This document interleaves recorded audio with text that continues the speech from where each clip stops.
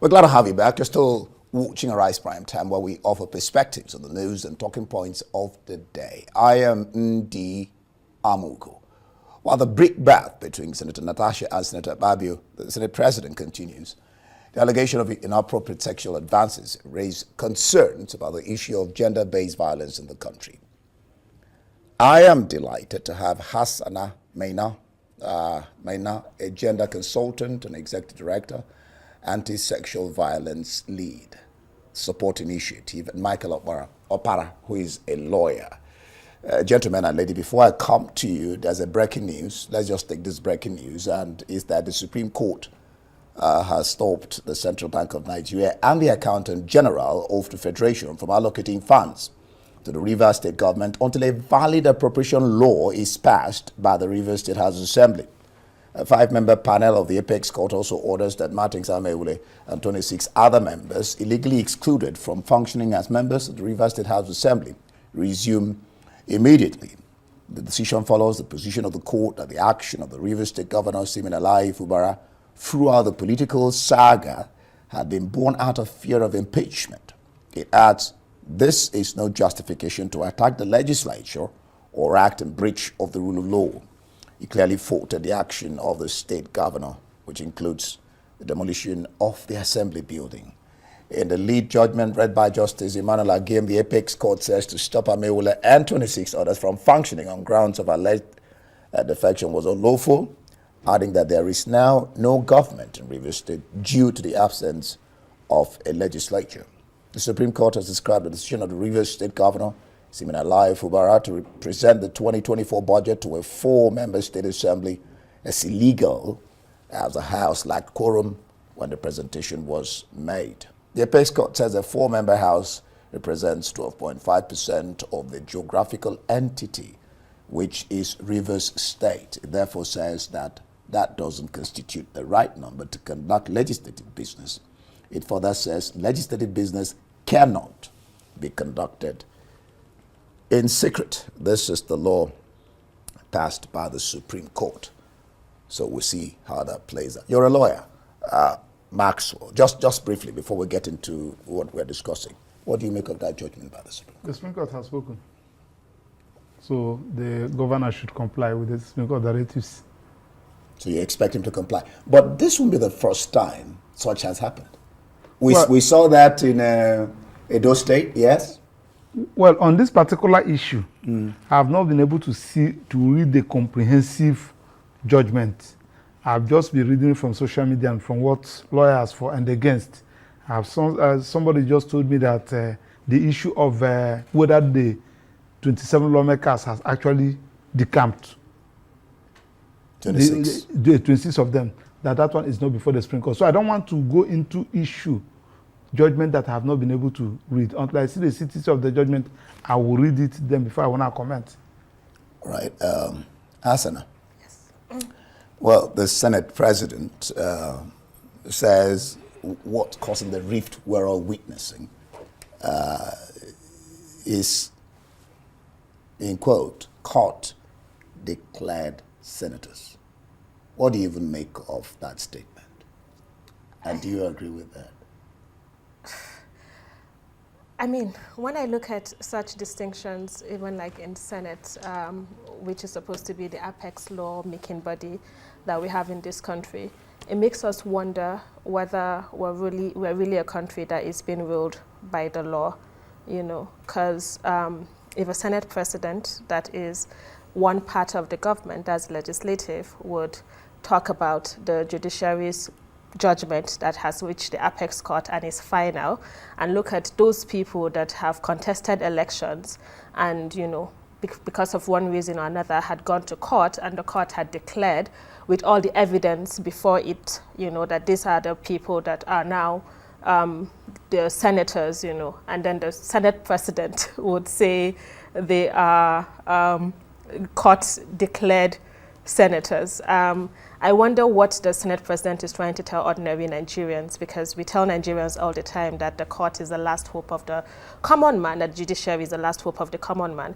So is the Senate President trying to tell Nigerians what Nigerians are beginning to feel, that, you know, even the judiciary is not the last hope of the common man? Like, I mean, it raises a lot of questions. And I think as public figures with such big responsibilities, you must be careful of the things that you say, because with such power comes a lot of responsibility. So it's disappointing to hear that that statement came out of the Senate President. Could he have couched it better? I think because, like you said, what Hassana. Hassana said is not what the Senate President said. I listened to the Senate President. No, what I said, what I asked her was, yes, court declared now listen senators, and that's what the President of the Senate said. No, the President of the Senate said that immediately they were elected and sworn in, that they normally have retreat. Now you're explaining, I will come to that. This was what he said. That those of their colleagues that joined them when the court declared them. Let me follow it up with the question you're trying to answer. Yes. So he has ordered what he calls an orientation program for fresh senators because they lack understanding of the Senate guidelines. Shouldn't the management of the Senate be blamed for this even? Because they did not join them in their retreat on how to follow procedure. Remember that what gave rise to that issue is because of the conduct of the Senator Natasha Akpoti in the House. Because you see, when you something is actions gives reaction. So Mr. President said, had it been that probably Senator Akpoti followed them in the retreat where they were taught about the rules, that he wouldn't have behaved the way she behaved. It's not as if that the Senate President is trying to derogate or say that they are court declared senators. No, I listened to him. That's why I said, couldn't yes, the President have couched it better? Because that was what he said. But now when you read down, you begin to get these explanations. That's where our leaders should probably be schooled in the art of speaking. I'm sorry, can I interject? I think it's interesting how the Senate President needs someone to explain his statements for him. We've all heard when he made the nightclub statement to Senator Natasha, you know, when words are clear, we've all been to school and we all communicate in English. So if you make statements and then you need someone to come explain what you mean when the meaning is quite obvious, then, you know, I think it gives rise to another thing. And secondly, you talked about the retreat. I actually wonder if, you know, because the Senate is a male-dominated place, and we know that for sure. And as you rightly introduced me, I lead an organization called Maxwell Support Initiative. And part of what we advocate for is even like trainings, you know, in male-dominated spaces, because now you have women working with you. Do you even know what sexism is? Do you know how you address your female colleagues? Do you know what is tantamount to harassment? You know, because we come from different places, you know, perhaps you can hit somebody in inappropriate ways, and to you it's okay. But this is not workplace behavior, you know. So I'm just curious to know, and thank God we have the representative of the Senate President here. Part of their retreat, you know, are there also trainings on that? Because I think it's extremely important, because these are public figures and we shouldn't be hearing, I mean, it makes me feel unsafe as a Nigerian woman if my Senate President, the third most powerful man in the country, is being accused of sexual harassment. Sorry, let me correct the impression. I'm not the representative of the Senate. I'm not working with the lawyer. I'm a lawyer. I just want to face the facts as it is. I was going to correct that immediately. Yes. My apologies. No problem. They're good. I mean, we'll talk about. Yes. Sorry. The story is okay. Let's even talk about the sexual harassment allegation.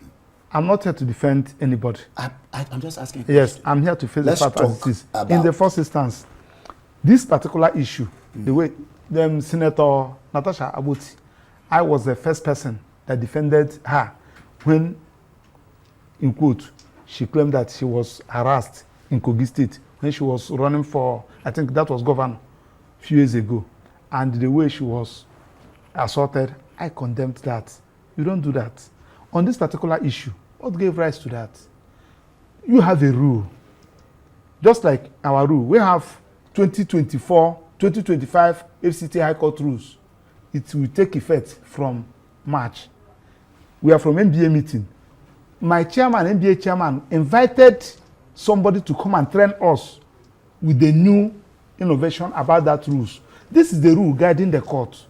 What are the rules said? If you are coming, you're expected to wear a wig and gown. There are some rules, including the legal practitioners at our ethics. Now, in the Senate, you have a rule.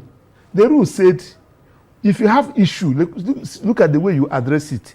You came into the Senate and discovered that they have changed your seat. You want to make a point. You cannot channel your good case through a wrong means. You lose it. First of all, you go to that seat. Then when you now go to that seat, you now invoke that order 10, which you are, because that order 10 he was quoting that day. You can only invoke it when you are in the right place. I have a case in court. I must be in court. When they said, the judge said that lawyers are going to sit in this place, you first of all go to that place and put appearance. When you put appearance, you now ask my Lord, why? The law said that I should sit in this place. Why do you change me here? You must first of all come in first. He was not in the Senate as far as that proceedings is concerned. You are in another person's seat. And the rule said for you to talk, you must be in your seat. She was quoting order 10. Order 10, you can only quote order 10 when you exercise your right under order 6. Being in that place, they say that you should be. Remember that the order 6 has given the Senate President power to change seat. So, right. so that one is on that. Then on the issue of making sexual advances. In fact, I watched that program in the morning, and I was aback. I said, "What? An adult, a senator, somebody's wife, somebody's mother, a married man harass you sexually in the presence of your husband, and the husband called you. I heard what this man said. What happened? You denied."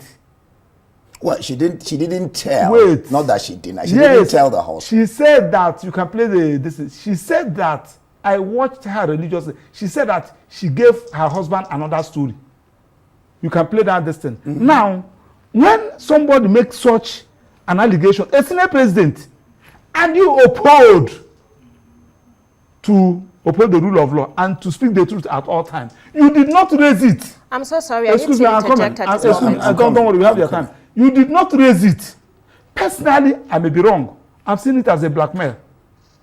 All right, so you don't raise it. So Hassana, let's get to. There's this question of Order 10, which she stood on to say that she had a right to reply. But from all indications, even when the former Senator Lujimi, former minority leader in the Senate, she said you can only stand on Order 10 when you have obeyed the rules, which was you have to be on the seat allocated to you. Okay, I think I'm going to just speak, because I'm not Senator Natasha's representative, but I'm going to speak as a woman that works or has ever worked in a male-dominated space. And I think one thing that the senator said that we must all, or every woman that has listened to that interview, felt to be true deep down in her bones, is that it's just like a case of a university lecturer failing you simply because you refuse to sleep with him. When women talk about cases of sexual harassment, they always say, keep quiet, don't speak about it. No, it's because of what you're wearing. It's because of you invited it. There's an invitation to treat. Simply by existing, we make women feel like they're inviting people to come and sexually harass them. And this is the culture in which Nigerian women have always existed. Have people found ways to exist in spite of this culture? Yes. But are we saying that it is all right, it is right? Absolutely not. So when people are speaking up against it, at whatever time we decide to speak up against it, I think it's only important, it's only fair that we listen to them. Yeah, but then, so let me speak about the sit. Let me speak about the sit. I'm so sorry. Okay. Let me speak about the sit. Rosa Parks, the person that we celebrate today in America, looked at the history of, subjugation of black people, and she refused to get up from her sit. I'm not trying to equate Natasha with Rosa Parks, but was saying that because she graciously came to give an interview here and to give you context as to why she felt the way that she was being subjugated, because there was a history between her and the Senate president. And she alleges that the Senate president said, if you take care of me, you know, you would have a smooth ride. She alleges that if you take care of me, you would have a smooth ride. Yes, she alleges, but it's not only her voice that we've heard about an allegation, you know, about the Senate president sexually harassing a woman. That doesn't still mean that she was right. Miss Joy Nunez, 2020 NDDC, in 2020, also accused the Senate president of, you know, sexually harassing her. So you look at, and she said she even slapped him. So you look at all of these instances and you wonder how he became a Senate president in the first place, because you need character to be able to be there. Now, so it looks like you're already judging him before the facts. Because Atiku, for example, said, let me read to you what Atiku said. Atiku said, he was speaking to the president, is asking the president to take these allegations, which is what they are, until proven otherwise, seriously by ensuring a credible, transparent, and independent investigation. Maxwell, what do you think about it? You see, anybody that commits crime in this country must go in for it. There are 4 categories of persons that will not face crime while they're in office: president, vice president, governor, and deputy governor. Senate president, speaker, CJN, if you commit crime, you go in for it. Just like as I said, I'm not a media aide to Senator Akpabio. Now, when you watch the way things are going, because I'm talking about comparing a senator with a student, university student, for goodness sake, isn't comparable. We are talking about a senator who is representing an entire zone. And somebody of that nature has started intimidating you and started suppressing you, according to you, because you fell to his sexual whatever. To me, bringing that now is a blackmail. 2, the issue of Atiku saying that it should be investigated. Investigation is already on, because she has been referred to the disciplinary committee, ethics committee of the House, and she demanded that she want the proceedings of that particular committee to be covered by the media, which is normal. Then secondly, why, instead of you to submit yourself to the media, at least for you to clear this particular issue, raising this particular sexual advances at this particular period, personally, I'm seeing it as a blackmail, and we have to be very careful with it, because now somebody called me in the morning that he learned that they want to organize a protest, saying that the Senate president should step aside and what have you. All those things are uncalled for. Now, what I am saying is that let her submit herself to the rules and ordinances of the Senate. That is just it. All right. So, Hassan, you wanted to come in. Yes, I wanted to come in. First things first, power that is left unchecked breeds impunity. And this is something that we must sit down and we must interrogate. You cannot say that it's absurd to compare a senator with a university student. Please don't interject while I'm speaking. You cannot say it's absurd to compare a senator with a university student, because we've always seen how power dynamics play. We've even all the utterances that we keep hearing from people, even from my respected learned colleague here, because I'm a lawyer as well, you would hear how he speaks, oh, it's blackmail, oh, it's this, oh, it's that. You can't tell a woman when it's convenient for her to speak up against sexual harassment. You invited her to speak about what happened in the Senate, and she's telling you that preceding the issue of the Senate, there've always been this issue. And I'm saying that we don't even exist in a culture where women are encouraged to speak up against sexual harassment, because when they speak up, these are the kinds of questions that they get. These are the kinds of jury they face. Just to leave it, because we don't have any time now. And just to support. No, just let me drop this. Ireti Kingiboy, who was here today, Ireti was cross with Natasha Oti for taking Senate matters to court. Because she took this case to court, claiming 100.3 billion against the Senate president and others. By Ireti, a senator, one of the Senate lady senators, female senators, says it was wrong. You can't take the things of the Senate outside of the Senate. Just to clarify that Senator Kingibe has also called the Senate president biased during a proceeding. So even her, as a woman, has faced, has done an altercation with the Senate president. And we're looking at, there are just 4 women in the Senate, just 4. These are endangered species. What do you expect for them to speak up against their master? And also, yes, we must interrogate, but you cannot sit in the position of power when you're being interrogated. The interrogation is on sexual harassment. Yeah, we don't. There has been allegations. We don't have all the time. Just, in 30 seconds. My parting words is that, to me, let Senator Akpoti suspend whatever all this media war, subject herself to the disciplinary rules. We are going to follow it up. Then on this particular, you see, there is what we call evidence of similar conduct. I'm going to have to leave it. Evidence of evidence of previous misconduct. Has she done this thing before? I'm going in the to previous have to. So when you interrogate this, you see that there is and then when a woman wants to deal with you, a woman will come with this type of allegation. Thank you so much, Maxwell. It's my pleasure. Opara, a lawyer, and of course, Hazana Maina. Glad to have you again on the program Prime Time. Before we go, let's just let you in on some breaking news, of course, not just the reverse here in Nigeria, but outside Nigeria, where Zelensky and Trump eventually did not arrive at a deal, the minerals deal. I'm sure that we'll take that in our news Prime Time coming up in a short while, but we'll see how all these things play out. Thanks for watching. Well, that's it for this edition of Arise Prime Time. Please join us again tomorrow from me and the entire team here in Abuja. Goodbye. And thank you for watching.